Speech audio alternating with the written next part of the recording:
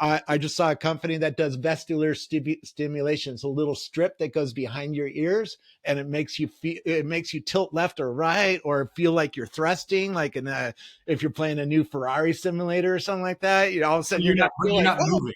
But you're not moving, or you you're not are. moving. Your brain thinks you're moving.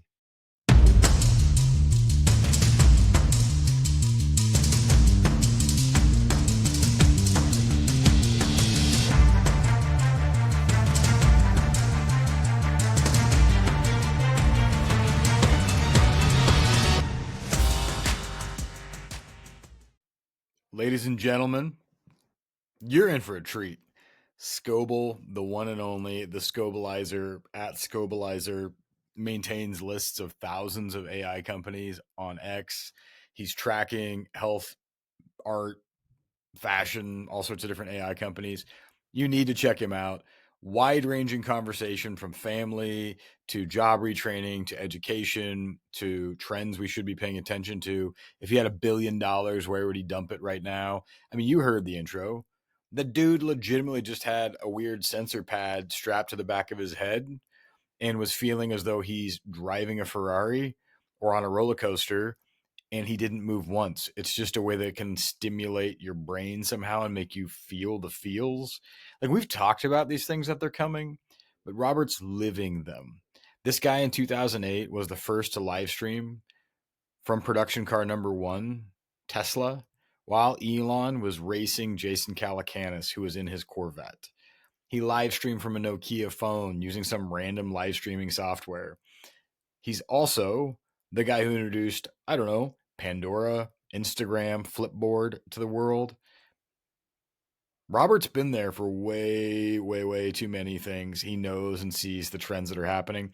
I call him the trend spotter. He really is. He was early at Apple. He knew Woz. He worked there at Apple, did some early stuff on soldering the boards with his mom. I mean, the guy has been there, seen it, done it. This conversation, it's intense. It goes everywhere, but it's really interesting because it talks about what's coming down the pipe really fast. What should we be paying attention to that we're not? We get into conversations around middle America and how we can optimize for creating new types of companies, reimagining how we optimize the firms that are supporting our communities now so they don't get obsolete and edited out of the future, which is a very real possibility. We discussed the fact that every single truck driving job is going away. And what does that mean? It's a really, really meaningful conversation. Now, I'll give you this one caveat. If you don't like cussing, Robert drops a ton of like F bombs. I love Robert. If you don't know Robert, don't judge Robert. Robert is a good man who loves the future, is passionate, loves his family, and he is somebody that I call a dear friend, and I love him. I am proud of who he is as a leader, as a person. I mean, but he's also in therapy sessions asking his therapist to run Chat GPT, listening to his whole therapy session so it can learn about him. The guy is over the edge in so many ways, but there's a lot of valuable information here. Listen through it. If you're someone who gets offended by these things, I'm sorry, skip this one. If you're not offended by it, or if you can like buckle up, if you enjoy it, you're going to have fun. But if you can like listen through it and hear like the deep truths going on in this dialogue, it's not one you're going to want to miss. Trust me. Have fun with it. Here we go. Fuck, it's Monday morning and 10 o'clock. Things are happening. Dude, the This world world is is going it's wild. speeding up. It's speeding up, man. It's and next year is going to be fucking insane. What do you think?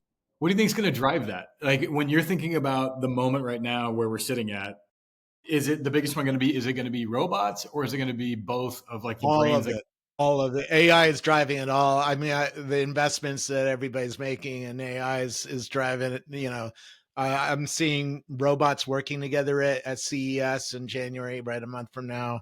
I'm seeing AI driven glasses with displays coming. I'm seeing new light field displays coming, big fucking TVs that do 3D and can see your eyes so it can know where you are in the room and be refocusing the 3D effect on you.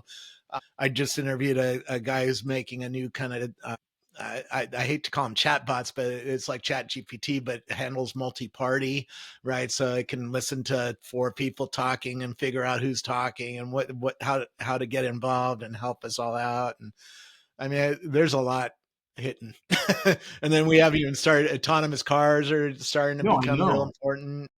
I know it's pretty freaking fascinating. I mean, and you spent your whole life. I mean, there's Well, people you watching. did. I mean, I talked to BMW's designers at your thing, right? About I autonomous know. cars. How many years ago? Like 7, 8 years ago, or 9 years Yeah, ago? yeah. It was Yeah, 7, 8 years ago, man. And yeah, I guess tracking on this, which companies do you think are screwed? Do you think do you think the old guard is just going to get disrupted left and right by yeah, new yeah. players But that won't sell to them?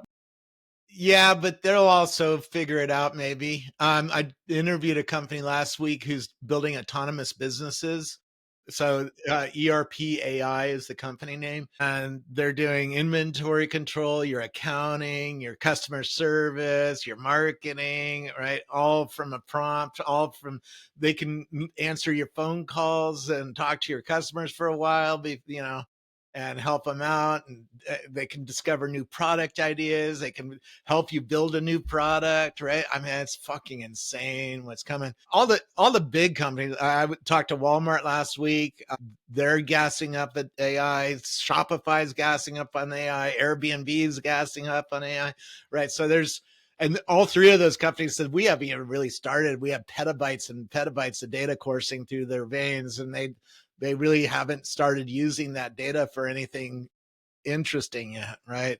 And AI is driving that belief system, right? Because the bosses are starting to see, shit, this stuff is happening. Oh shit, we got to gas up, and we got to, hire people, and we got to make things happen or change ourselves. And yeah, the ones who don't change, they're going to be disrupted, right? Are you? And I agree. But like, do you think they're loading up because they're all sitting on mountains of cash too? What are you seeing with like because the Bay has always been It's interesting, right? So insane here. Instagram, yeah, but Instagram went from like getting users, no revenue, biggest purchase ever, and everyone's like, "This is stupid." Turns out to be a genius move. Yeah. Is there a new vintage of like founders in the Bay that are like, "We're not selling, and we're going to eat your lunch"? Is it I there are a don't know bunch of that, I have a list of 700. I have a list of 5,800 companies in AI, right? All separated out on X.com. That's fucking insane, right? So do those people think like that? They're just trying to make their shit happen. And of course they all talk like that. Oh, we'll never sell out, right? Every entrepreneur, "Oh, we're going to make a public company and go all the way. But when a check is put on the table, you know how it works. I mean, yeah. even Siri had that problem. The founders got a check put in their pocket from Steve Jobs, and the investors didn't want him to sell because they saw this someday would be a real important thing. And the investors were right, but It would when have you get a been life changing check put in your hand, it's hard to turn that down, right? well, that would have been what like 15 years, right? When did you Yeah, first see Siri? What was day one for you? and nine, something like that. Yeah, you know, I mean, they would yeah. have had to held on until it wouldn't have even made sense for most people until so much. Till now, till 24 months ago. Now everybody gets what this is going on. It gets Yeah. that the new thing is here. Where do you keep the list of all those companies? The On 5,800. X, It's on on X. if you go to my profile and go view list, you'll see all the companies, right? Awesome. And I then have you them have all separated out like enterprise, education, holodeck, which is all these creative tools, right? And a few others. and So people can subscribe to you there, medical, right? yeah. And then there's also like different stacks. Because I bet in the medical in all these spaces, are you working with companies, kind of helping them pick the winning horses, or what's your world right now? I'm a scout for HOF, which has a couple $1 billion, and they're investing in things, but it's really hard to get investors. I mean, everybody turned down Luma, right? Except for A16Z finally kicked in some bucks. And now it's like obvious that there's something happening. Now how investors are. They always say no at first. This is bullshit. Wait, Then two wait. years later, shit, we should have invested in that. Right, right. Which always makes me laugh at it because I guess for me, It's the you game. right, right. You think that people would be the whole idea of venture is like take risk, right? I saw some meme that was making fun of the venture world back in the day. It was like you bought a boat, went out in the middle of the ocean, trying to like discover a new land, and you're probably going to die. And now it's like, well, show us like your ARR first and de-risk the whole thing, and then we might invest. Yeah, they're good at saying no because they have to say no to everybody, pretty much. So Yeah. But if you have vision of like we all know, augmented reality glasses are coming, and people resist that, and keep telling me, oh, nobody's going to wear glasses with a display on them. I'm like, you're a fucking idiot, right? You're not paying attention at all. You're You were just, tracking that from day zero. yeah, for a decade I've been wrong, and someday I'll be right, and then I'll It's go, not oh, wrong. You're Scoble early. wrote a book on this shit. Yeah.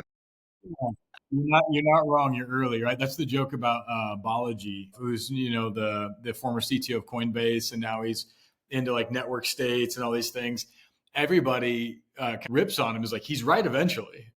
Yeah, He sees exactly where the game's going. He's just usually about 3 to 10 years early. yeah.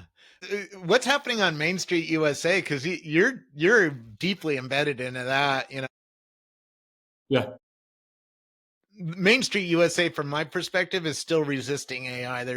My friend Andy sits in a bar in Sacramento, California, so outside Silicon Valley, and talks to truck drivers and blue collar workers and all that. And they're like really freaked out about this and not trying it, not keeping, they don't even know what a holodeck is yet, right? It hasn't even occurred to them to go and search, and start getting educated on this stuff. And they're really fearful of it and scared of it. But you're doing events to those people, trying to get economic activity going on Main Street. So what's going on?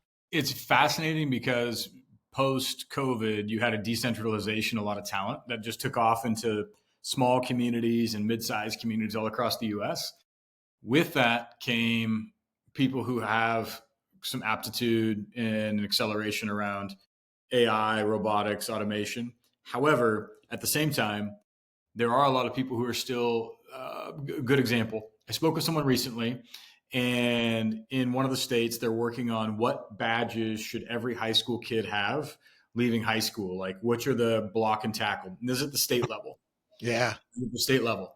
God, You we know could what? spend an hour just on education and how AI is changing that radically, and how everybody's most people are. There's a few teachers who You know are what's really not on ahead. the list though? What's not on the list is artificial intelligence. Nowhere on the list is the state prepared to say, hey, this is something we should ensure that our kids have clear mastery and understanding of. And there's this look, they're talking about let's teach them coding. So there's just like there's air in the pipes that's about it feels like it's about like 3 years to 5 years behind. Yeah. And the biggest issue is we're in this window where that's not acceptable anymore. The world's No. flattening, information's flattening, kids can start companies rapidly. It's a teaching tool. It's a learning tool, an extraordinary one. I mean, you go to the Smithsonian and take a picture of anything in that fucking museum, and it tells you about it. You go to any art museum in the world. I went to an art museum in Sun Valley, Idaho, and took a picture of something on the wall, and it told me about the artist, and told me about the painting, and told me about the genre and all sorts of shit. It knows everything about Disneyland. Everything. No, I know, Everything. and it's only going to get Right? faster and better as it keeps building. The flip side of it, what's cool though, is here's the other thing: that same state where they're not talking about AI for 5 years, there's a group of. It started as like one guy who was like, "Hey, I'm going to start an AI and machine learning meetup." It's now consistently between like 15 to 30 people that show up. They do a hackathon every quarter. They're now building companies together. So they're spinning out like a very informal studio. They're now meeting with corporations to help them create new tools in the region here. And these are manufacturers and groups like that. They're now also coming up with their own ideas. One of them took a bunch of the legislation from the state and created this tool to be able to look at what might be the outcome based on historical outcomes as their legislation was proposed before, looking for inefficiencies. So they're playing into like AI for politics. It reminded me of, was it Larry Fink in Aladdin with that whole tool? Like, how can I predict the past? And these guys are looking at applying it to AI for states that still aren't talking about training kids. So there's an undercurrent in middle of nowhere in the same way that people bought into Bitcoin super early out in like rural America because they were like, look, I got my guns, my cigarettes, and now some Yeah. Bitcoin. By the way, I can tell you how to take apart a gun and clean your gun, right? And shoot your gun, give you some skills, how to protect your gun. That's what I tell people. People ask me, how do I talk to a normal everyday person? It can read the Bible to you. And it can. right? You You can't. can take a picture of any page in any book and it'll tell you about it. I mean, it'll teach you how to do. I have a book on machine learning. I don't understand that. I take a picture of it and it teaches me word by word how to think about that and how to What get are the involved. tools? What are the ones that you love the most that you're finding yourself using, like Well, obsessed? this is multimodal models on ChatGPT. So you get ChatGPT on your iPhone and you can take a picture, send it to ChatGPT, and then it knows everything. It knows literally everything. I went to the Holocaust Museum, took a picture. It knew what wall I was looking at, what the story was. It knew every fucking thing, right? So you start thinking about how to use cameras to educate people, right, and learn things or translate things or learn more about something. It's fucking insane. Just that. You So mean ChatGPT, the infinite retina is yes. happening, tied to the ultimate Hey, brain? that's the name of my last book. We got it for a book, Infinite Retina. I wonder if that's copyrighted anywhere. It's funny when you think about that. So when you think about this fear in the Bay, because one of the things I wanted to jam on was the idea that, look, the world's moving wicked fast. Is anybody talking about human purpose, mental health? And how do Yes. you think about it how do you think about it as a dad? And Yes. how do you see the Bay thinking about it right now? Because I think there's massive business There, opportunities. there, there's some people here who are thinking about putting wires on babies' brains in a couple of generations. So, it's some of the thinkers here are way out there. They're like way out Yeah. there. So Yeah. what are the things that you're hearing around the human purpose and like work? Is it basically people are just like, forget it, who cares? Let's just No, build. no, no. The guy who runs ERPAI laid out there's 30 million. Well, you know this. There's 30 million small businesses in America. Most of those are not using technology to run their business at all. They're running it on paper or maybe a spreadsheet. Their accounting, their manufacturing, their customer service, right, is all manual mostly. And he laid out that as you turn your business into an autonomous business, that you're actually going to hire more people because it's going to get easier to hire people and it's going to get easier to train them and it's going to get easier to retrain them or retain them. And it's going to get easier to set up all the legal bullshit you have to do when you have to hire somebody, right? So more people are going to hire more people to do weird ass jobs in America, building fasteners or baseball bats or restaurants or whatever, right? All the weird shit we do in America. We can hope. We can hope. And I think it's funny because I think there is an aversion to it. How do you think the We could onboarding? spend, by the way, let's talk about mental health. My psychiatrist uses Chat GPT to listen to our therapy sessions, right? This is very, very intimate. This is scary territory for people. It's like, what? I'm going to talk to a therapist about my weird shit that's going on in my head, and I'm going to have an AI listening to this? Oh my God, that's weird. But what it does, she built this system with an entrepreneur, and it builds 7 highly detailed scientific notes on our conversation. She says soon it's going to be malpractice not to use AI because let's say I have 20 meetings with her talking about my weird shit. By the way, in one 30-minute conversation, it nailed all my mental illnesses, right? It nailed everything about me. So get over your privacy fears. It's over. We're going into a new world. Jump in the new world and figure it out because there are ways to figure it out, right? So You whoa. This is the whole application let's of go that. further. I took a picture of a slot machine in Las Vegas and I asked it, how does this? My wife was putting money into the slot machine. I took a picture of it, and sent it to Chat GPT. And I started talking because I was sitting there bored, watching her put money in the machine. I was like, how does this addict my wife? How does this all work? And it taught me how the human brain works, how dopamine is getting squirted in your brain from the machine, and how the machine is figuring out how to squirt dopamine into your brain to further you addict you and get you to put more money in the machine, right? So it knows the human mind, it knows the machine, it knows the business of Las Vegas, it knows every fucking thing. Let's just go and stop there. It knows everything. Stop thinking it doesn't know everything. No, I know. Let's talk about this. Most people don't know. It's in BJ Fogg's book. I think it's Fogg's book, but it talks about it. It might be somewhere else. But outside of Vegas, there's a lab run by big tech and Yeah. the casinos. Yeah. Yeah. And no one's allowed in, but it's a casino and big tech lab just focused on Yeah. gamification of behavior, Yeah. dopamine, all these things. Yeah. And so we've had this. Hollywood has a similar lab down at USC Cinematic Art School, right? Yep, There's yep. a company coming out next year called Corto AI. They know every fucking thing about every human being, and they know every fucking thing in every movie. And so now they're going to make custom movies for you to entertain you, I right? know.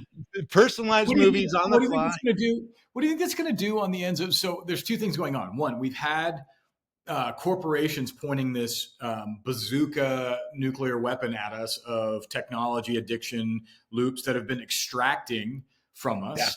Yeah. And we're now talking about tools on one hand that are like the ultimate creator tools. And on the other hand, we could also find ourselves just sitting there strapped to a screen watching things all day long, grabbing at the ice cream and being like, First of it's all, my there's no screens in the future. It's all around you, right? You're in a holodeck. It changes. I saw an AI paper the other day that changes your cat to a dog. I mean, it's all around you, right? You know, that's a what's whole. coming next year is going to be mind fucking blowing. And there's Do an you remember meeting? exponential increase in creativity coming because of it. Do you remember meeting the founder of Escher Reality? I think it was you and I. We were Yes. together, and then he sold to Niantic, which Yes. Pokemon Go, and we were talking about the day that They're we one might of be. the 700 companies building the holodeck. Yeah. Yeah, they're. I mean, it's insane what's coming. Niantic, for those who don't know that are listening, it's the company behind Pokemon Go that was embedded inside of Google at one point, and it was a kind of like a tourism app that spun out and then finally found traction around gamifying adventure in the outdoors. But it's so much bigger, man, to where I envision a day that I think you're gonna have. It's weird to think, but like the flowers and the art in your house could actually be digital, and you're wearing these We're glasses. mixed. Some reality, right? Real flowers, and then you're gonna put Your wallpaper changes and like people come in, they see what you see, or like the world. So this creates a question of like what's. So back to the whole thing of, are we going to end up in a world? What are you seeing? Are you seeing that if you could predict 20 years out, do you think it's going to be the masses consuming a future that entertains them scarily, for better or for worse, or the masses with tools to create a wild artistic expression of something they believe in? What do you? while all the above. The You could masses, sit the back and masses. be in a movie and watch a movie happen all around you, you know, a custom movie or a 3D scene that's happening all around you, or you could prompt it and change it and get involved and make your own, you know, and share that with your friends, right? Hey, look at my little cute movie I just made. I mean, if you're not watching what's going on in the AI film community, that's what they're doing, right? They're creating amazing little films that for very low cost compared to what a Hollywood film costs to make. And it's very customized, very personalized, very creative. The new way, a new art form is here, right? It's Normal everyday people haven't seen that, but I do because I have an AI artist list of about 3,000 AI artists that I'm watching, all right? on X. On X, And yeah. it's Scobleizer, right? Yeah. Yeah. Um, Yes. we haven't even started talking about the boring shit in America, like manufacturing. You know, I mean, look, this is a business card now from a brain computer interface company, 3D printed little foam thing. You know, all of a sudden we can make all sorts of new things with So 3D yeah, what are printers. the areas that we're not paying attention to that are like most people are like, Manufacturing, you yeah, know, hit me with like your like these are sleepers that no one's talking about that are being revolutionized right now. medical is a huge one because that's seeing a huge shift. There's the new Qualcomm chipset that is inside your a lot of your watches, not Apple. Everything but Apple is Qualcomm, right? So inside there's a Qualcomm chip. They have space for a dozen neural networks in that little tiny chip that's going to watch your blood going through your veins, all sorts of stuff. The co-founder Siri Dag-Kitlaus, he's started a new company called Riva Health. You put your finger on an iPhone camera for a few seconds, it tells you your blood pressure. No extra hardware, just AI software running in the phone, watching the color of your finger changing, right? And there's new watches coming at CES that are going to watch your, you know, all sorts of glucose level, all sorts of things about your biology, and it's going to start doing predictive medicine.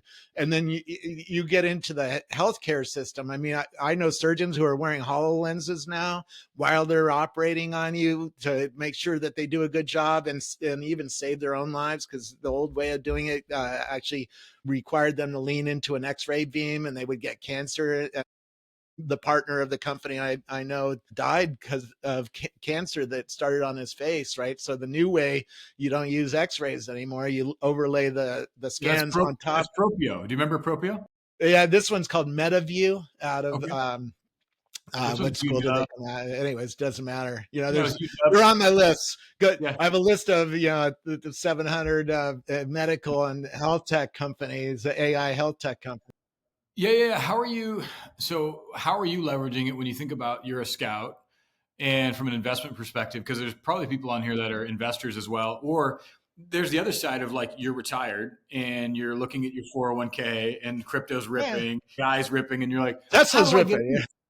Yeah, how do I get into stuff? Like, what are you seeing as onboarding for the angel investors of the old days? Because there was the Ron Conways back in the day that would get into I stuff. think you're it, because you're at the retail level. You want to learn, you want to see a profitable company. They have to win over your customer, your people who come to your little meetings on Main Street, USA, because that's where the disruption is going to happen, right? That's where the customers is. You have a little manufacturing shop. How do you turn that into an automatic, autonomous manufacturing shop?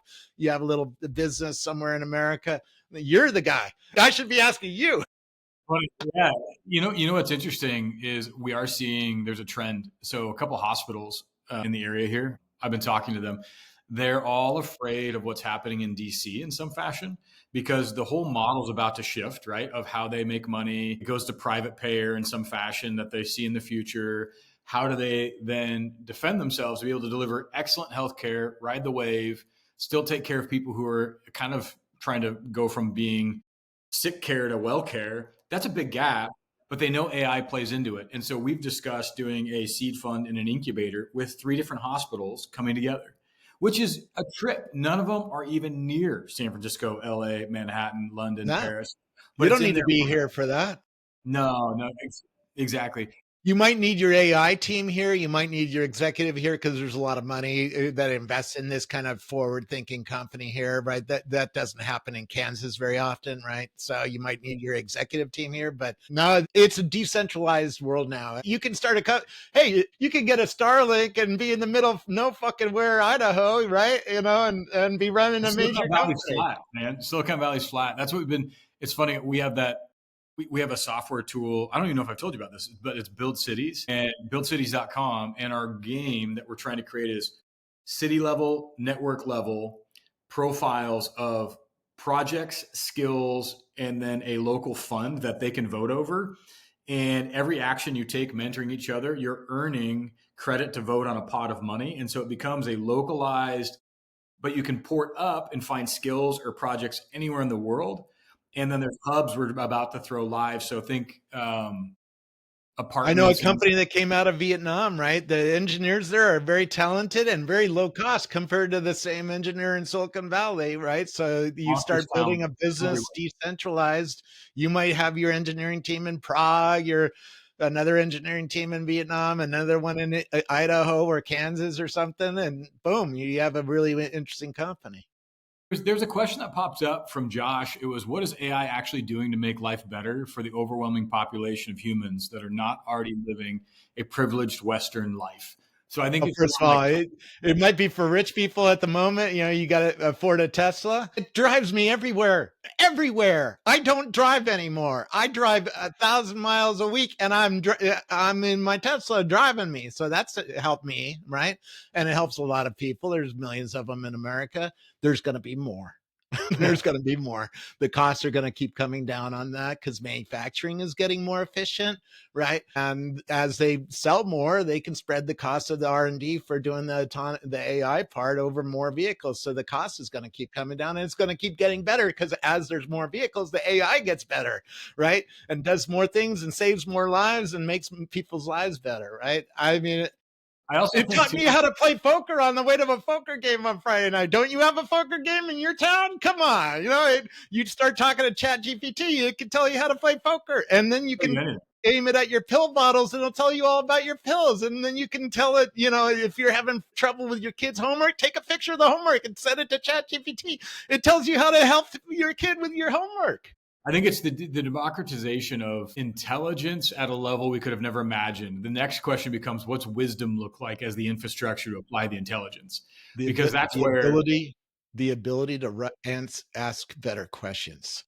Because, the answers are there. ChatGPT knows everything about science, everything about legal, everything about retail, everything. Just say everything. But if you don't know how to ask a question about surgery because you didn't go to medical school, well, now you're locked out of that whole part of wisdom, right? So having a framework for asking questions is that's how we're going to define intelligence in the future. Oh, that guy's smart. Yes, good questions, right? Yep. I heard, was it Paul Graham just wrote that essay on people who write and people who don't. And so the concept was, and it was stunning, and it's challenged me to continue to write thoughtfully, long form. By the way, you write a little bullshit, feed it to ChatGPT, it tells you more about the bullshit you just wrote. Totally. In Paul Graham's point, which I and think fixes really your edits it and tells you how to make your writing better, or translates it to Chinese or Japanese or Spanish or whatever. And I think but I think Paul Graham's point is iron sharpens iron, and making sure that you are coming to the world's foremost intelligence with great, thoughtful content, not feeding it garbage, or else it's going to kick you back. You talk about the Kardashians, it'll teach you about them, right? You teach it about what you just learned in medical school, it'll teach you more about that too. Right? Totally. And that's where I think there's something really interesting happening around the human condition of, like, how do we elevate together to dance with this intelligence so that we're not run over by it. I have a whole thesis on project-based incentives versus universal basic income. And it's this idea that, can we take the human as a whole, us, and create a social community around learning skills and setting goals based on solving problems the market says we need to solve. So each person picks one that they want to use their own creative way that they're going to tackle it. When they do that, it does two things. One, creates an awareness of who is like you in the town working on similar things and has similar skills that you can connect with locally and then on the internet. Next, it unlocks a project-based incentive that flows to you to where it underwrites your ability to create, so that we end up bringing minimum viable products to the automation robots, the factories, the AIs to scale them up, versus my biggest fear, man, is everyone just sits at home, eats grapes, and waits to be entertained. And like we're in a, not an Orwellian version of it all, but what's the other one, is amusing ourselves to death. I'm terrified of that, man. Yeah, I just asked a question. My brother-in-law is a truck driver. We can see autonomous vehicles are going to get him laid off. What else could he do?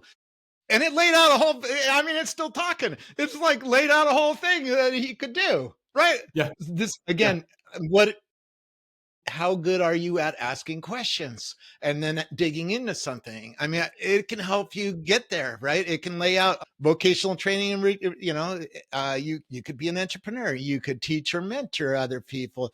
You could upskill your technology, right? Well, then you could dig into that, ask it some more questions. All of a sudden, it's doing stuff.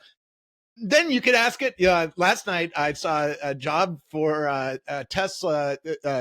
Tesla is building a humanoid robot, and they're building a teleoperation organization. In other words, sometimes the robot might need some human help, and you put on a Apple Vision Pro or a Quest 3, and now you're running the robot from inside the robot. Well, that's a whole new job, right?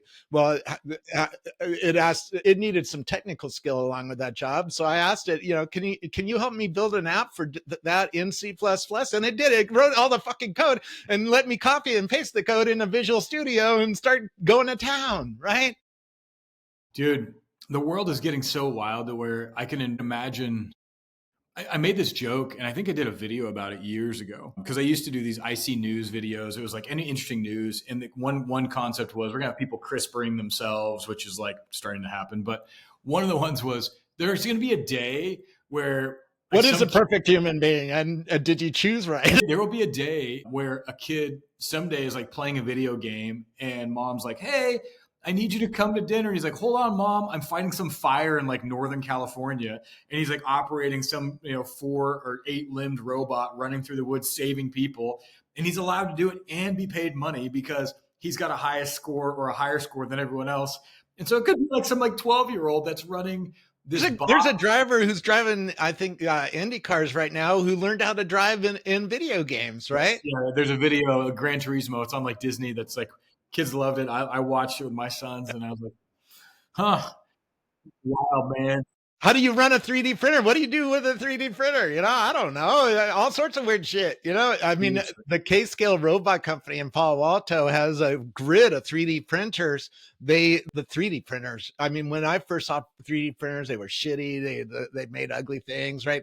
Now the stuff that they build is really lightweight and ultra strong. They had me take a hammer to it. I didn't even leave a scratch on it.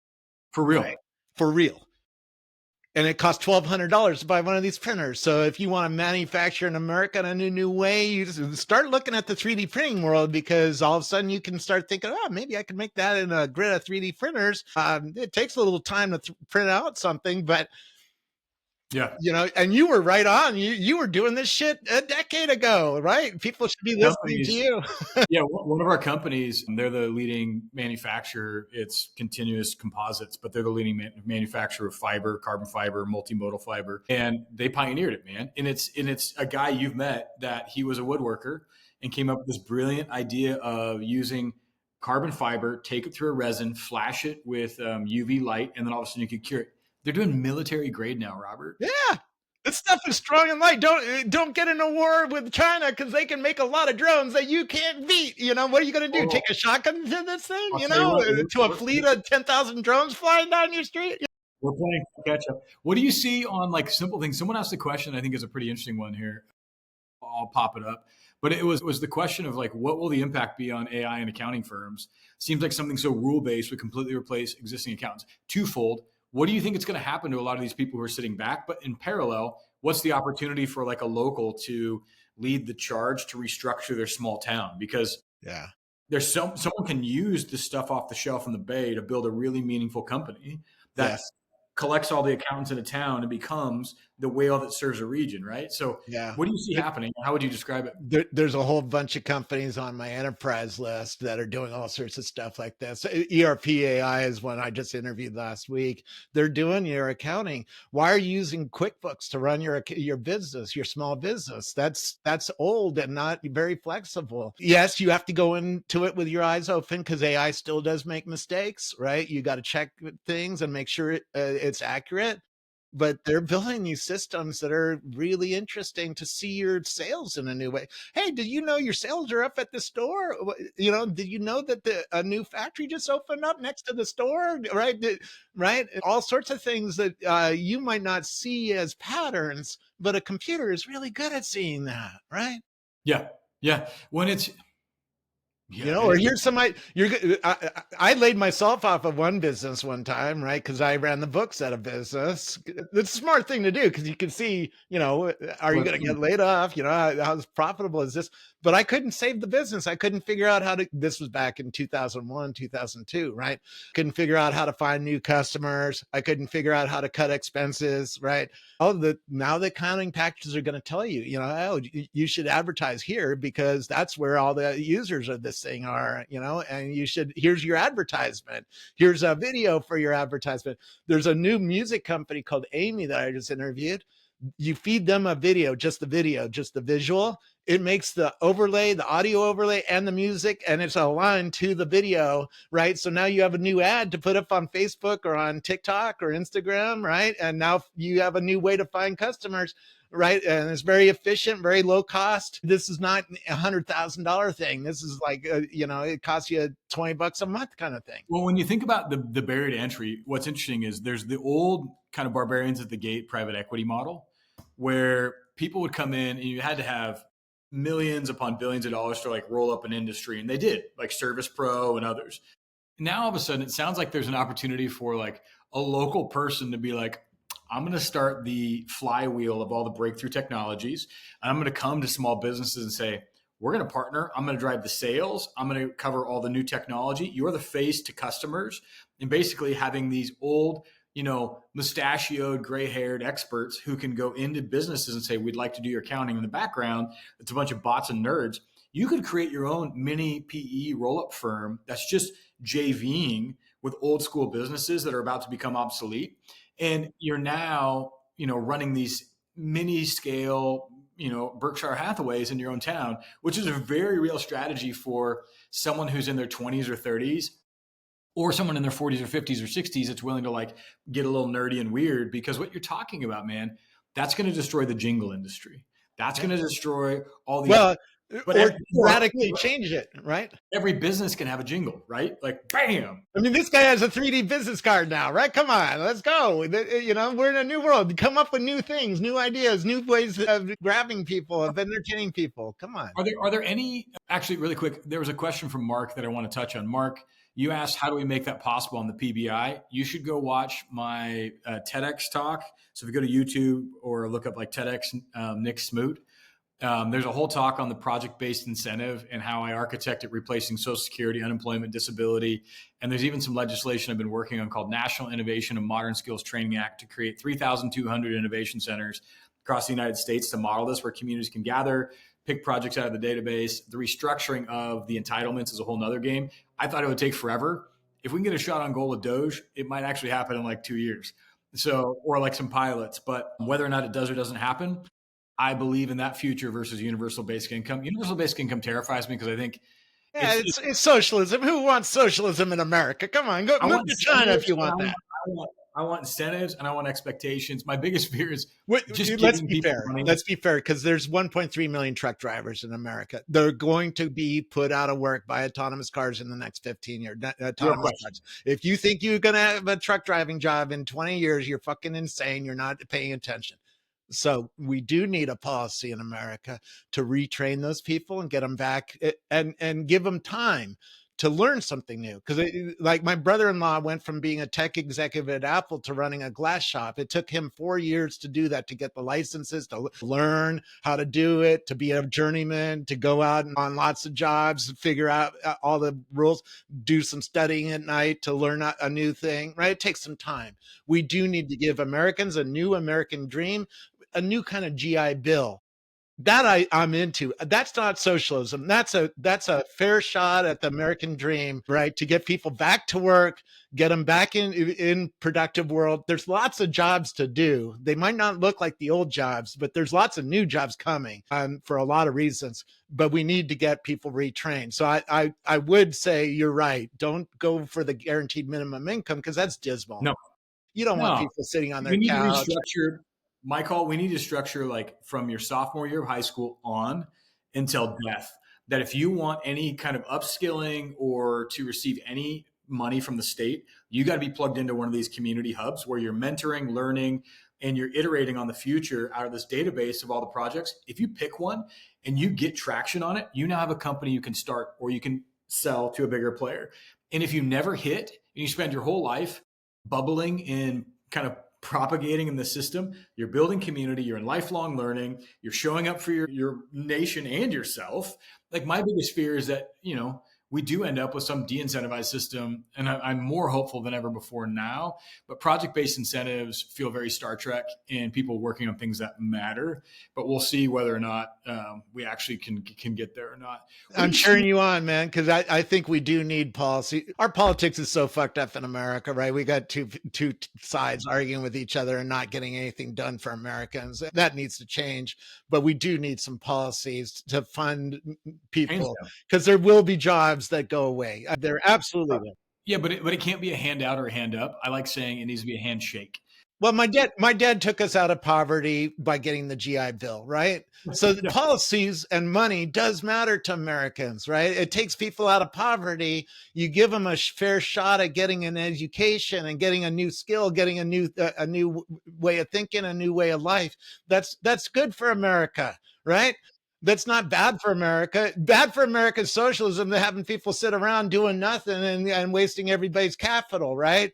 I agree. It's good for America to pour capital into people, invest in people, get them back and get them part of society again, right? Yep. I agree. What are you like if you had look, if you had $1 billion to play with in your pocket, what are you investing in? Which companies? This isn't investment advice, but like which companies or what are you going to go try and acquire right now? Brain computer interface. Let's go to war with Neuralink, see if we can Yeah. beat Elon. I mean, if No. you're a billionaire, you play billionaire games, right? That's the billionaire game. Let's Why, go. why, why BCI? Why BCI? Because what's Okay, so I crazy, saw a company. do you remember this though? Do you remember this? We had Johns Hopkins together with you and I, Yeah, and we had the team there that was the first to do mind controlled prosthetics. yeah, And then we got into some of the BCI stuff. They were adverse to putting stuff in the brain. They were scared of it. yeah. Elon was like, "Nope, I'm doing it." So, like, why are you leaning into BCI?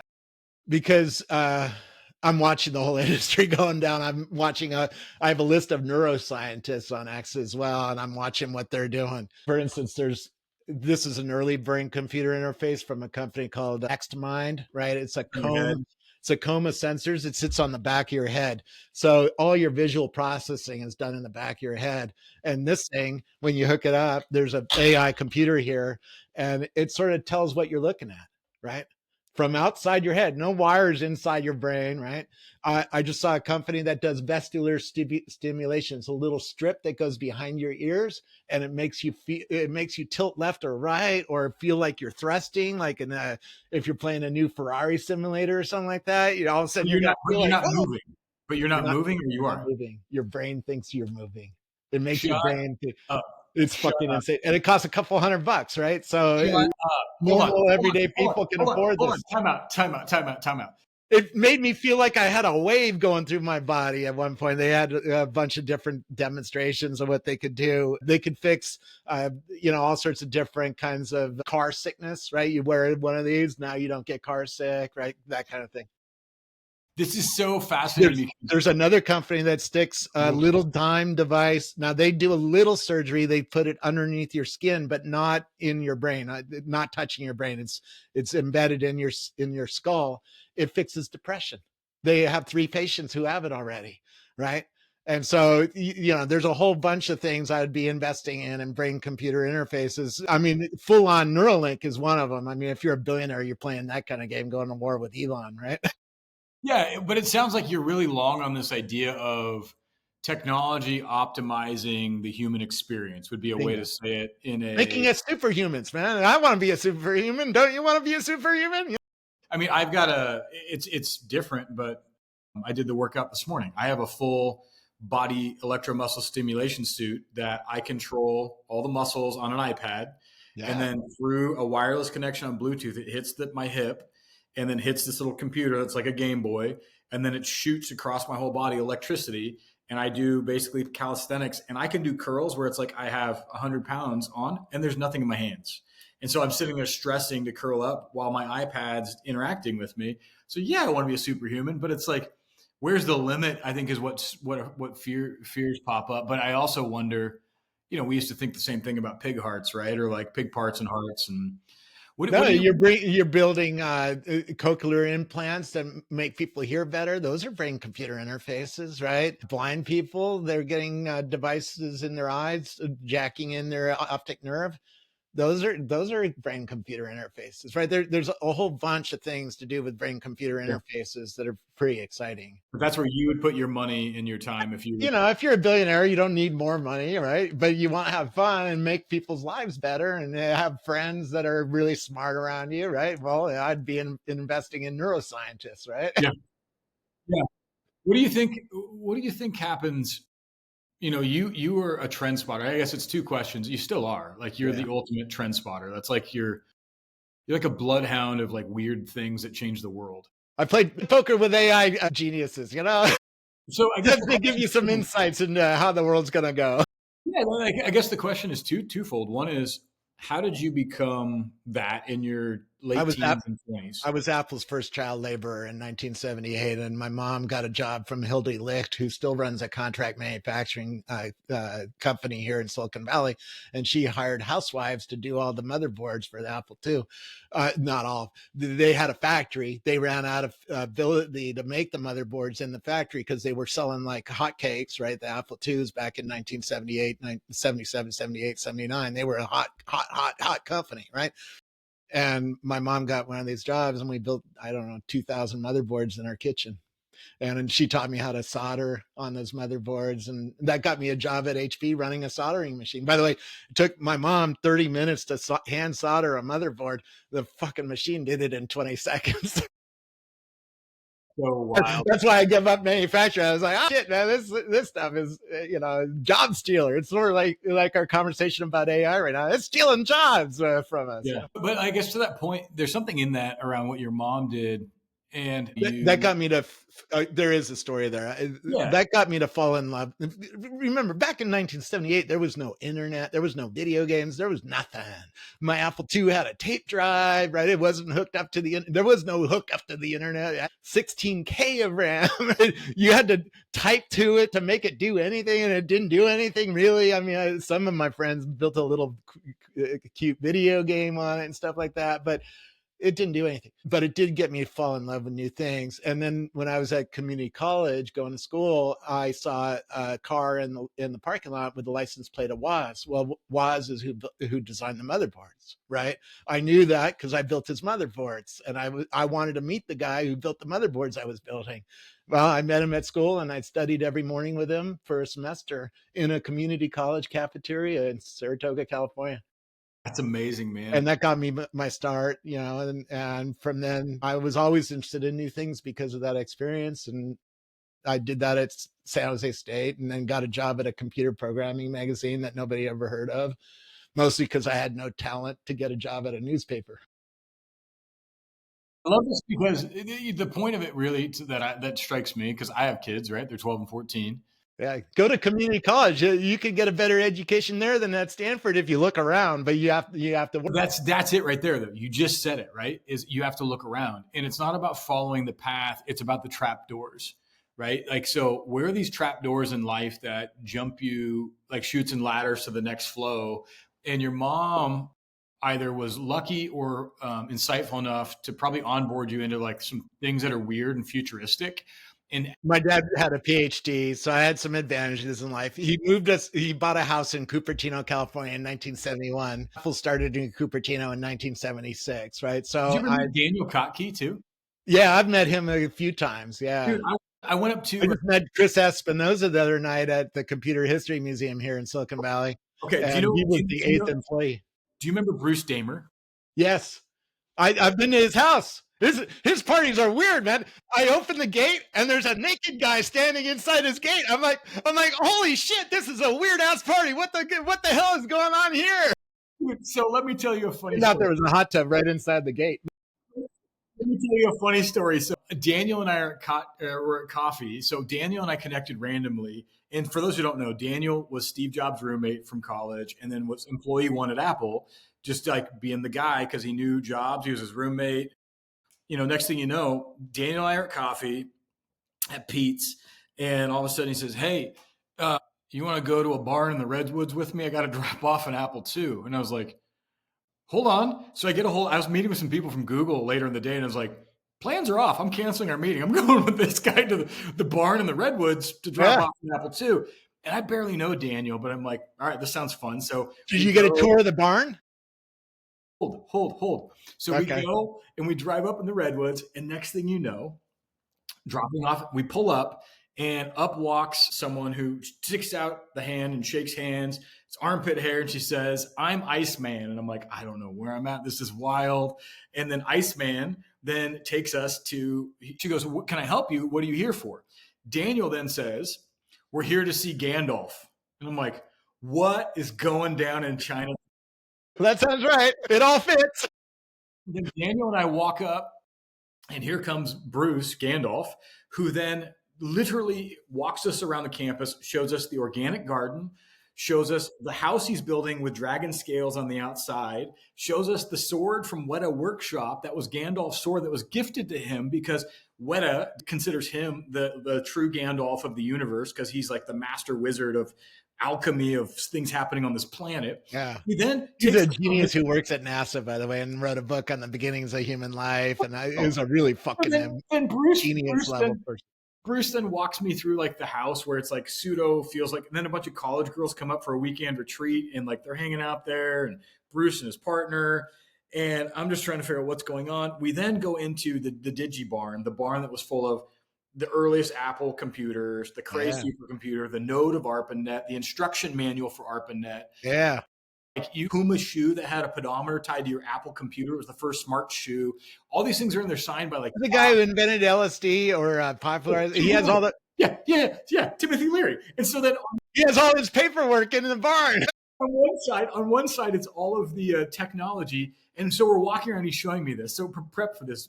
Here we come, Robert. We're walking around and he shows me all these things. He has a Cray computer in the barn. I mean, come on. No, he has a Cray. And then he walks to the other side and he says, and here's all of Timothy Leary's research on LSD. I look at him without missing a beat. I said, Robert, I think I just found like this, or Bruce, I think I just found the scrotum of Silicon Valley. I was like, this is the seeds of it all right here. Yeah. Yeah. He has all the original Apple marketing paperwork and stuff like that in the barn. I lost it, man. It's like the redwoods. There's deer running around. It's organic food. It's hippies. It's like magic. It's all the early computers. It's LSD. I was like, look, this is blowing my mind right now. And he still is one of the coolest human beings, man. Totally. Like he came and gave a talk here, and he won the Confidence and Nonsense Award. We give that away of Burt Rutan's ear and his sideburn as an award in the different cities of like who's the most nonsensical innovator that has viability. And Bruce, I still love Bruce was on stage at your conference talking about autonomous car. He built a plane that went around the earth, right? And he was like, when I get an autonomous car, I'm gonna have sex in it. He was next level. That was Burt Rutan, and that's exactly what he said from the stage. We have a video of it, and then he was ripping on Starship Technologies. He was like, "That's nothing," and he was like making fun of these guys. But I mean, he's the guy who invented private space travel. He's the guy. What do you have kids, man? You get to go around America and meet all these cool people building all sorts of weird shit in their sheds, and right now they're the MacGyver innovators, man. We're building. I mean, one of your neighbors has a robot rolling around his potato farm out in front. I mean, it's like there's a lot of cool people in America doing a lot of cool shit. There really is, man. I bought, I've been calling this podcast the American Dream Factory because I just believe the quicker we can connect the nodes of the factory, man, it's going to rip. And that's what I'm hopeful for in this next phase of AI and like my kids is that everyone's contributing and we're building in the factory together. But the access gets democratized because there has been, you nailed it, like being close to the bay, man. That was a differentiator for you. That's how you got to see Elon Musk and Tesla ride number one in the first production car. I had the first video of a Waymo car on a freeway on YouTube, right? Because you had access to that. And it's like, how do we democratize that in a way that gets us mobilized, not patronized? And I think if we're patronized, everyone sits back and just watches everyone else build the future, we're in trouble. If we're mobilized to co-create, game over. This will be the greatest nation in the world. Did I tell you ChatGPT codes? Yeah. I know.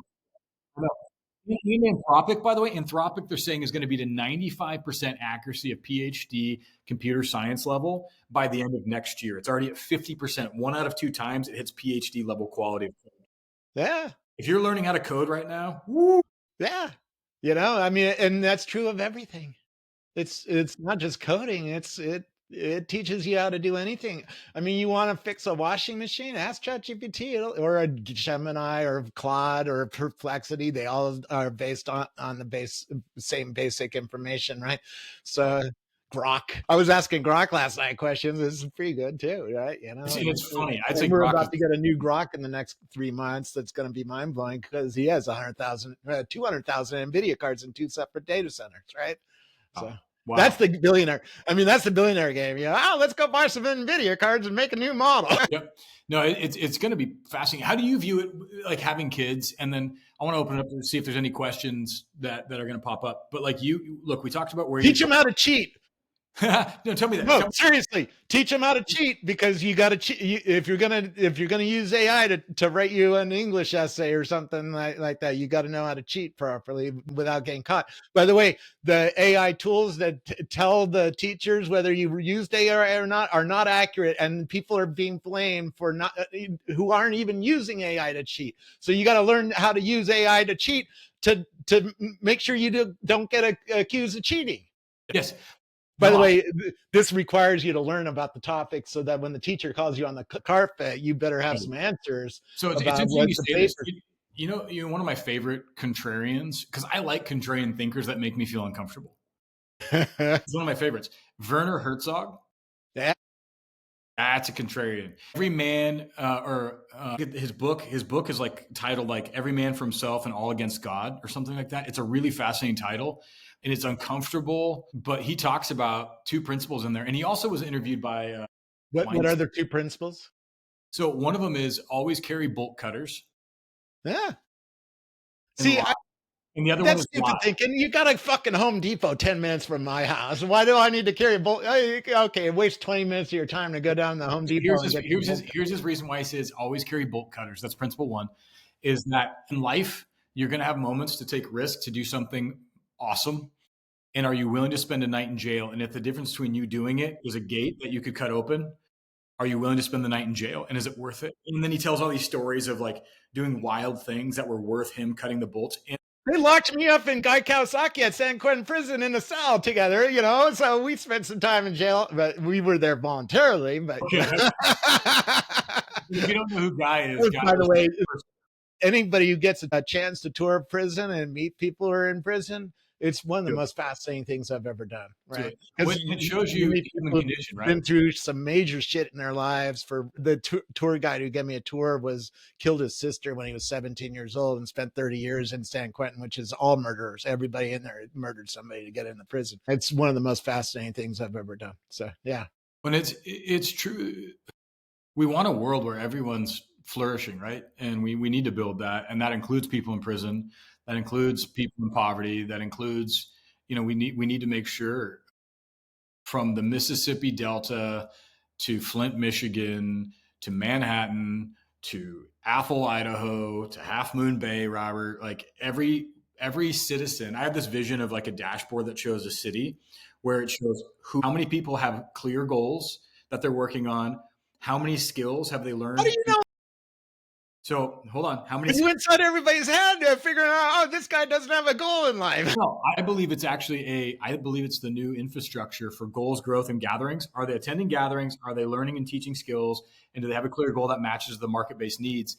And so if you want any form of funding, that's how education happens now. And so we need to be updating this almost like GitHub meets humanity on our goals, growth, and gatherings. And if you could see the percentage of population that are actively engaged, who's working on what in your own town, and have this cool double opt-in database of being able to connect with AI to other humans doing cool things in your town, it's the new social graph of shit that matters. That, to me, how many people in Half Moon Bay, where you live? Well, I'm in South San Jose now, but yeah. South San Jose. So, yeah. Sure, South San Jose. I lived there for 12 years. Okay. Yeah, but San Jose, look, not everyone. It's the center of Silicon Valley, right? Everyone's cranking there though, right? And what if you could actually see how do you get everybody to continue to level up? Like that's the dream, which includes the people in prison. Like so back to kids. By the way, I met a sheriff down in Texas. He said he has 3,000 people held against their constitutional rights, he told me, in his prison. He's using AI to try to get them into their constitutional rights. They're mentally challenged people, right? And they're being held because they aren't mentally competent to go to trial. But AI can identify more of those people who are confident to go to trial and get them to trial, right? Because that's part of part of our constitutional rights is we have a right to face a jury quickly, right? And not be held in jail for 10 years without being charged and go through the process, right? Agreed. So here, even AI is even disrupting the prison systems. Yes. Yeah. And we need it, man. We need. We do. He admits he needs it. That's why he's working with my psychiatrist, who's using the ChatGPT to help me with my shit. Right. I think there is a lot of opportunity to disrupt government and the inefficiencies with better solutions that don't destroy the outcomes, but give us better outputs. But kids, your kids, what are you doing? I mean, you have one son who loves baseball. You got two who are like near out of the house. Totally a Mets fan, man. I don't know about that, but But like, what are you thinking as a dad of like, hey, get near this fire because this is where the future is. I was soldering. What are you doing to like help them as a I, parent. I'm on Twitter Spaces every day, and I let them listen, and try to get them going. I ask them, "Have you used AI yet today?" Right? And I take them to a lot of places. I took them to JPL to meet the rocket scientists who put robots on Mars. Right? They did it before Elon Musk did it. Right? And I try to take them to art museums around the world and Disneyland even, but I want them to see Disneyland in a new light. That's why we were playing with Chat GPT at Disneyland. By the way, I took a picture of the Autopia ride at Disneyland, right? And it told me all about the ride just from a single picture. It knew where I was. It knew what I took a picture of just from a picture. And then I was like, "Oh, tell me, I heard this might be a metaphor for a free will." And it laid out, yeah, it's actually a metaphor for free will, and the fact that you really don't have it, right? Because that little car ride that was built in 1955 has a track, right? You can feel like you're driving, you can go left or right, but if you go too far, it bounces you back on the track. Well, as human beings, we're all sort of like that. If we hit the edge of the track, a bunch of people get angry at you and push you back on the track, right? Or put you in jail. I mean, you're exposing your kids to like this version of soldering of like, look, here are the people who are building the future. Yeah. Pick your future. My Are you wife works at Broadcom in events, right? So we try. Are my kids geniuses? Are they going to be the next Elon Musk? I don't see many signs of that yet, or in the next baseball player or anything, right? I don't know what they're going to do, but he held his own with the rocket scientists at NASA. And I'm like, how did you learn all that shit? Right. He was asking really yeah. intelligent questions about the universe and all sorts of stuff. And I'm like, where did you learn all that? He goes, YouTube. Like he had an interest in space, right? And then we went to Antietam National Park in Virginia, right, where the biggest Civil War battle was ever held, right? And I was doing stuff, and he was teaching me about the field. And I'm like, how do you know all this shit? He goes, oh, I play video games here every week with my friends. Right. Education comes from weird places. You don't get too angsty about your kids playing too many video games. They learn shit too, right? So I'm on the ends of I'm trying to create systems and like disciplines that I ensure my boys understand how to like flex the muscle of like focus. And my concern is I'm not letting them play too much into the future to where they'll evolve into the modern learner. But I'm trying to You're not plug going to hook one of these up to their brains. I'm trying to plug both where it's like old school ways of life meets the new tools. And I'm concerned, like, am I going to handicap them? I have this thought once in a while. I'm like, am I going to handicap them? Look, we'll creative write together books on ChatGPT. I'll let them play with the tools. My kids But tell me, shut up, Dad. You went to a community college. You don't need to go to Yale. then there's other kids who legit are spinning up like financial infrastructures and they've just learned how to do it through like YouTube and my sons don't know how to do that yet. I interviewed Vitalik Buterin, who invented Ethereum when he was 17 years old. I called him an alien to his face because I have a minor in economics, and he at 17 he knew way more than my economics professors did about the economy and about Yeah. how it all works. Right now he's a billionaire, right? But he wasn't back then. I said, "You're an alien. Where the fuck did you come from? You're not a human." How did he immerse himself? How did he learn it when you were talking to him? Did he tell you? Internet. He's an extraordinary. He has an extraordinary mind as just suck in that kind of data you took to it, and figured out how Do you to build think a cryptocurrency, right? Yeah, I mean, what you're saying is it really comes down to how do we wield the tool. Brad Smith, president of Microsoft, has that book titled "Tools or Weapons," and it's like either these are weapons we can turn on ourselves and others, or they're Yeah, tools that build the future. drones can And do fireworks shows, or they can kill a lot of people. Right? on when it's got to be the right community structure and systems that like help us unleash the better way. On that point, though, the better way has always been venture capital, underwriting, scale, scale, scale. And all of a sudden, I've been talking to some venture funds out of the Midwest who are like big family offices and in like 30 plus blue chip funds. None of them have done returns back to them. And in the last vintage. And so the game is changing in venture. What are the words you're hearing in the Bay around? Because I just feel like with AI and the new tools, the Yeah. amount of money needed early is changing. Yep. Link formation The is AI is getting more efficient. So maybe you don't need 100,000 NVIDIA cards to build a model, right? There's new efficient ways to build things. Plus, that game is the billionaire game. There's lots of other games to play, right? yeah. But yeah, the problem is they don't take the right kind of risk. They don't understand what's coming. They don't understand anything we just talked about, right? VCs. Yeah, investors around the world. I hear this from entrepreneurs worldwide. The rich people in their community don't understand what the fuck augmented reality is, or printing, or cryptocurrency, or any of the stuff we just talked about, right? And so they need to step up their game and get involved a lot harder, and take a lot more risk about their own belief system. But I think for a lot of them, they don't have. So this is just my conviction. I don't think they have a belief system around their capital. I don't think it's been something. I think it's been more of like the belief system of They're off in return. the Bahamas partying, The right? belief is like returns It's and hard life. to get it's hard to get your mind in the game if you're off partying in the Bahamas every day, We need grinders, man. We need a new financial institution to de-risk early stage ideas and get them to a minimum viable product. We're trying. We just did one thing. So you buy a membership on Build Cities through a AI created membership card. So you type the words you want to create, and then it takes the whole community's words and kicks you out a digital piece of art that you buy. That becomes your membership card. You then get a vote over the pot of money on the platform that comes off of the returns. 90% of all membership dues go to the platform, and then a percent of the co-working revenues go to the platform.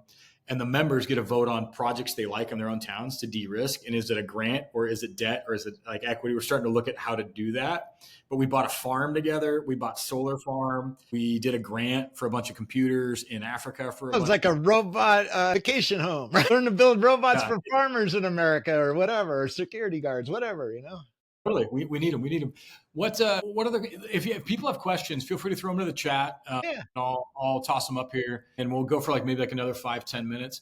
Dude, I'm gonna come down to the Bay and probably I'll look at hooking up like an event with like you Hap from the North Face. Have you ever met Hap? Um, He's a cool dude, man. He's leaning in heavy into AI, but he's yeah, the yeah. I think I did mushrooms with him. quite possibly. That's funny. But no, what my point is like there's a Yeah. crew that I'd like to get together, and we could just have a fun like jam session and invite people out for like just a night of talking about. I really want to lean into this idea of like the philosophy of human purpose and architecting that, along with what tools should we be paying attention to. Where's the opportunity for investment, creation, and structure? Like that to me is like the really fascinating thing. The structure is how do we. Autonomous cities, autonomous businesses, autonomous churches. I mean, the pastors called me 18 months ago and asked me how to think about AI, because they were already starting to use AI to write their sermons on Sunday, right? Yeah. Well, So this is changing everything, man. what does it mean to I can read the Bible to you. Did I tell you that already? I know it can. It can not only do that, but like I just met with a guy who he does health Take you system. on a tour of Jerusalem. Yeah. Yeah. Wait, here's a question from Mark. Will we alter human nature in the next decades? Is that necessary? Will it help? Oh, that's interesting. That's interesting. Yes. Is that necessary? Yes, because we're going to get new ways of living life. I mean, you're going to be wearing a pair of glasses or a Neuralink stand and walking down the street, and the street's going to be whatever the fuck you want it to be. River. Yeah, it's going to be a river going down to the Amazon. Disney can put Main Street Disneyland on your freaking street I know. soon, right? This is You have balloons bouncing down the street if you want to see it when you wake up. Disneyland is, by the way, if you're on Main Street in Disneyland, there's 40,000 people out there all having a good time. It's a fucking holodeck. They have projection mapping on all the buildings around you. They have fireworks. Soon they should get rid of their fireworks and put up drones, right? Why are we still putting shit in the air, man? Come on, get on the new program. Let's go. No. Stop putting shit in the air. America needs a drone program. You know what's We funny need is to go to war with the Chinese. It's war, but it's not war to kill each other. It's war over fireworks shows. Put on a better show for your people on 4th of July. Come on. check this out, Scoble. You know who's doing this in the U.S. and manufacturing in the U.S.? Yeah. We are Xcraft. Yeah. We're making thousands of those light drones for fireworks shows and also other uses. But Xcraft, man, that company has been hanging That sounds on. like employment for artists because they need to do the art that the drone show will be, right? You got to Global, do a new pattern over your Fourth of July parade. You got to, have some smart artists who are doing some creative yeah, shit, right? yeah, I agree. What about this question is, do you think there's a go back button or an unplug button? Like, No, let's say you plug into it. we passed it already. It's too late. You want to regulate this shit and try to keep it in a box? Have you met China? They're not doing this shit in China. They're way ahead of us. They have a But ton. They laughed at. I was at the Tesla We Robot event, right, where they had the Robo Van and the Robo Taxi and the Cybercab. They were laughing at us. They were like, "Oh, we have that shit in our streets rolling around already. What the fuck? America, you're behind." wow. Wow, wow, wow. You know what's interesting is there's a movie, we'll have to watch it because we do movie nights at the Den. We're getting ready to do one called Join or Die. It's about loneliness and Robert Putnam. But another one we should watch is have you ever seen Captain Fantastic with Viggo Mortensen? Oh, tell me about it. It's about him raising his kids in the woods, and it's like they're like these like animals, man. They can read poetry, they can memorize things, they rock climb, they can fight, they can hunt, and like they're just savage. These kids are like things that like you watch and like they're brilliant, but the movie is about them being forced to have to go into the cities to deal with like some personal thing going on in their families, and they're walking around the stores. They're like, "What's wrong with everyone? Why are they drinking poison? What's?" And it's this like whole like Yeah. mind break, and then they're struggling to fit into society. So when we talk about the We need unplugged, an upgrade of our food in America. Come on. but we should watch it. We should anybody who's asking about the unplug button, you should watch the movie Captain Fantastic. It's one of the best movies. Viggo Mortensen, and it talks about like the tension between the crazy future world and the modern world, and like the deep human as a human as a human principles we all feel, where we want to be smart, strong, kind, in balance with nature, and it's this like fusing of them, and it's a beautiful tension. It's a film, not a movie. Meaning it teaches hard. There was another It question. can teach you all how to tune up your brain, how to do some meditation, right? How to do some mental work, keep yourself. How should I throw this one is like garbage in, garbage You out. don't want to die in the next decade. The next decade is going to be I mean, I'm just telling you what Jensen Wong told me. The next decade, you're going to want to be alive for the next decade. It's going to be fucking insane. Yeah. No, I agree. I agree. Last question. Last question. Let's do Yeah. this. The question was like, how do we make sure the data is sound? Like, it was basically what the question was, because that's going to be, are we going to end up all looking the same, smelling the same, smiling the same? That's one reason I've been for years. I've been saying the future is weird because how do you, as a human being, add value if the AI knows everything and can do everything, and a robot can do everything? Well, you got to be weirder. You got to find the edges. You got to do something crazier and more extraordinary, more out there, right? How And do we make sure the data is it about like, should we be as people? I've had this crazy thought. I it thought, knows come on, this is why I went to the Smithsonian and started taking pictures, and it knows every fucking thing. It's already, I mean, yes, it hallucinates. Okay. So we need to fix that. There's a whole bunch of researchers who are trying to fix that. By the way, here's a little tip. You can spit out an answer from an LLM like ChatGPT or Grok or whatever, and bring it back in, have it rate its own answer. And well, that's fun. accuracy goes up. Accuracy goes up if you say thank you and please to the AI. Did you know that? There's an AI paper that proved that.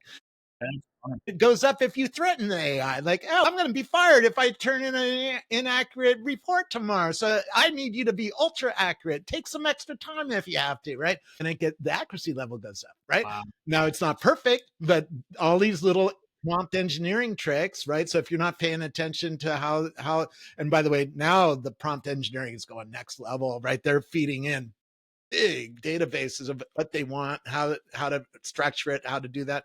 And then they're having LLMs arguing with each other, right? And rating each other's answers, right? So Perplexity could review Grok's answers and tell, "Oh, you Back have and forth. some bullshit in your answer there," right? It's funny. And as humans, we need to do our homework. We can't just, this is what, back to how to cheat in America.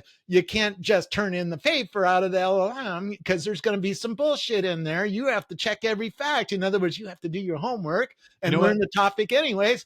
And therefore, you have to learn it anyways and check all of its answers before you turn in the paper, including even things like apostrophes. The AI creates straight apostrophes on Google, on Microsoft Word. They turn them to curly quotes. That kind of things can get you caught, right? So you need to know how to cheat in America, which means you need to step up your own game and really understand the topic well and understand how they're using the AI to check your answers, right? Yeah, no, it's funny. You're spot on with the knowing how to cheat, which sounds odd, but it's like it's more about how to play the game of the future because we're going to be stuck in this weird, messy middle. How to check the answers, Schools, right? schools saying you can't use these I mean, tools. if your doctor says you have cancer, don't you see another surgeon and get a second opinion? Yeah, yeah. And look, Why?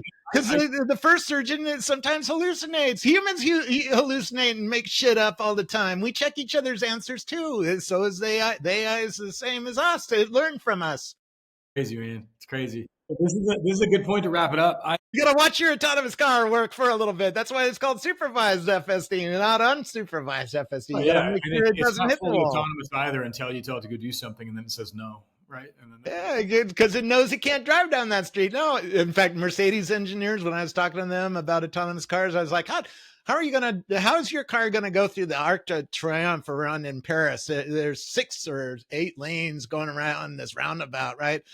It's complex. It's hard to drive that as a human being, right? I had a little driving lesson at 2 in the morning there from a guy who ran a tech conference there, and they said we're not even going to try. We're going to drive around it. We're not going to do that for a bit because that's very complex. It has a lot of risk, right? And we're going to punt on that. We're just going to drive you around it. We're not, and it'll take an extra 5 minutes. Who cares? yeah, yeah, You're going no, to be on your phone in the autonomous car. Who cares if it takes another 5 minutes? I agree. Scoble, By dude, the way, let's this is why Tesla's going to take over because they have the fleet to see the anomalies, all the weird things that happen in the road. I asked one of the engineers because I was driving in Nevada going 85 miles an hour on FSD, and a truck overturned right in front of me, big semi trailer, flipped over. And as he was flipping over, he sprayed dirt and rocks across the interstate, like 6 inches of it. And FSD didn't do the right thing. It was like heading for that at 85 miles an hour. And I'm like, oh shit, I got to step on the brake. I talked to the engineers. How are you going to fix that? Right? How are you going to fix that so that autonomous car is going to see something like that and know what to do, to approach it? And he goes, "You just taught us. You stepped on the brake. You took over, and when you took over, we got all the video and all the sensors from the car, and now our AI can go, oh, there's an anomaly. There's something levels up the unusual." whole brain. Bingo, and it fixes it for everybody, right? So it's the fleet size, and then That's the same Tesla has brain. 7 million cars. That's Nobody else has exactly. 7 million cars, right? I know, but it's the brain that's going to go into the Tesla bot. It's the brain that's going to go into. Bingo. It's the same. Bingo. The X By the way, they're brain. teaching the Tesla bot to drive a older vehicle, right? So it might get into a Ford and drive it around. What's crazy is X is going to go into the Tesla bot. The Tesla car is going to go into the Tesla bot. So it's going to be a meme king who knows how to drive. Like it's trouble, man.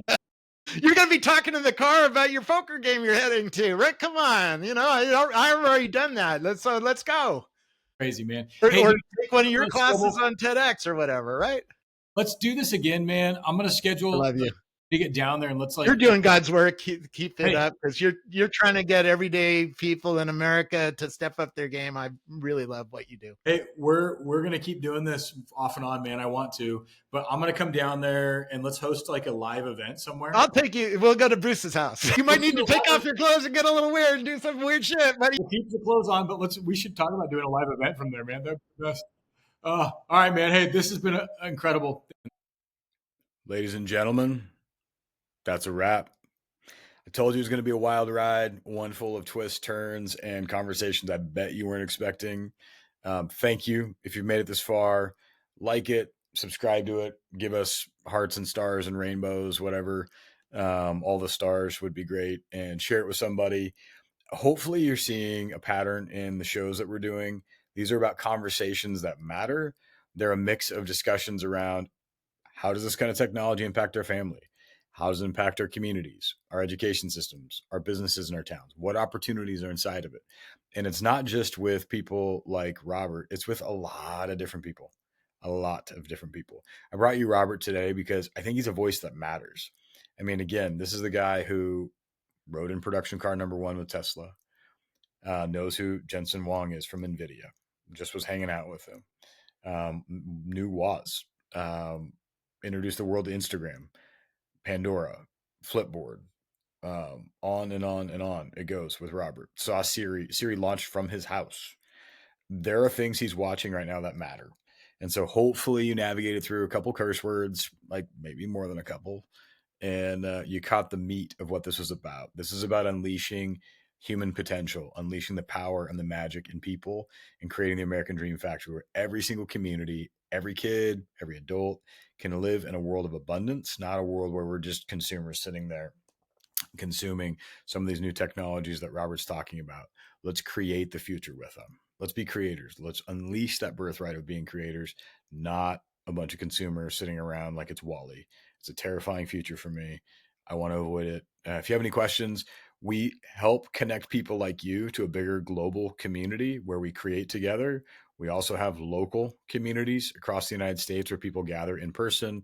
We have buildings with offices, co-working, lounges, pools, gyms that we've partnered up with. And it's like this network of builders and creators where we come together, we learn skills together, we create companies together, we ship together. So if you want to get plugged into that, fill out the form. The link is in the show notes. You'll see it. Just fill it out. We'll get a hold of you, I promise. And if you're curious about the work that we do around placemaking, helping design investment communities for cities, helping design innovation verticals, deploying our software tools, and everything we've built over the last 12 years to help create these innovation economies, reach out. We have a whole division that just does that, where we partner with governments, family offices, foundations, universities, real estate developers. And really what we're up to is we turn creativity and community and inventing and learning and human flourishing into an amenity, into an attractant for your city that builds a tax base, that makes tenants happy, connects everyone to each other. And we're rebuilding that spirit of community and creativity together. Just send us a note. If you want to check any more of this out, you can go to AESOP Industries, AESOP Industries.com. Shows the 4 different companies. Or if you want to plug directly into our community of builders, you can go to buildcities.com, or you can fill out the link below. I'm sorry, I'm dragging. I'm tired. It's been a long day, a great day, but a long day. Thank you so much for listening. And just know this, you matter deeply. And I don't say that from a place of anything that's flippant. I say it from a place of conviction where I think about often the creativity and the magic and the power that is not being unleashed in this world. And we need you to take the next step and know that you've got a whole community of people in your own town that want to support you in doing it. You've got to connect with them, and you got to be the one who asks for help. So ask for help, get plugged in, get connected, and let's go. We're here to help you if you need help, but let's go. It's going to take you. It's going to take all of us. Let's go build the American Dream Factory. And it's not about the United States only. The American Dream is a shared global experiment where everyone was bum rushing the future together, trying to create something beautiful that gave us agency and freedom to go build the things we loved, to go build a brighter and better future for ourselves, our neighbors, and our friends, and our families. The American Dream is a shared global experiment, and it is not over, ladies and gentlemen. It's time to go.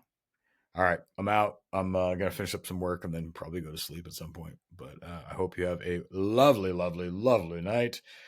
This is Nick Smoot signing off on the American Dream Factory podcast. Good night.